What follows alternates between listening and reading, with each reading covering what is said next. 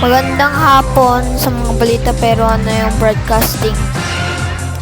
Ang pwede ay good news sa radyo ang balita. Programang radyo ang balita. So dito na yung mga balita pero ano na yung broadcasting? So pero ano yung pinaggagawin pa? So diyan na ang isang balita sa mga balita dito. Kapag ito na yung broadcasting ano yung magiging newscaster sa Pilipinas, yung mga bata, mga adults may job, pero ano yung dito magiging newscaster na si Prince, first job ng mamayang August 20.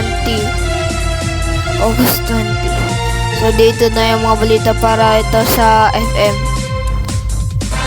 645 kHz, 642 kHz para sa mga balita pero ano yung broadcasting? Diba? Ginaya sa sino? Ayan na naman, ginagaya sa sino? So dito na yung mga balita pero ano yung pinag-broadcasting ngayon? So, pwede gawin ng tama at dito na yung isang balita. Na dito na.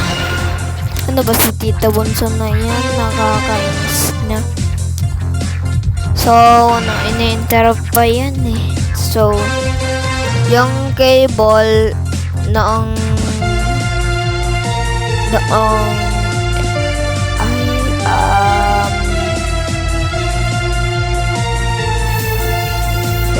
February, ito yung ayaw mag-charge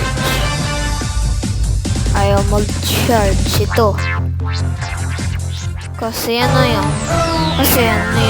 yung cable na to kapag ito sira na din yan, tapos nabali na-charge pa din, sira na yung charger, naputol kasi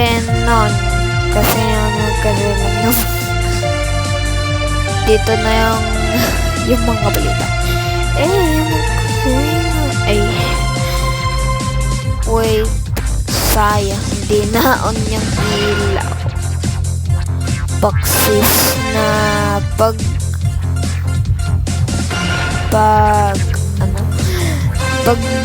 light. Dito na yung mga balita, maliwanag yung hanggang yung box nito, yung testing ito na may papel dito. Kapag madilim, kailangan ibang kulay na ang gagawin sa pag-edit ng box. Kapag luma nung 2014, ganyan yung box color ay red, ngayon blue, tapos indigo.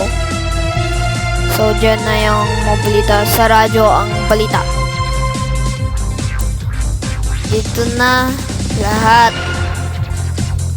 So dito na yung mga balita, dito na yung isang bahagi na ngayon. Dito ang isang balita. Yung mic ko naman.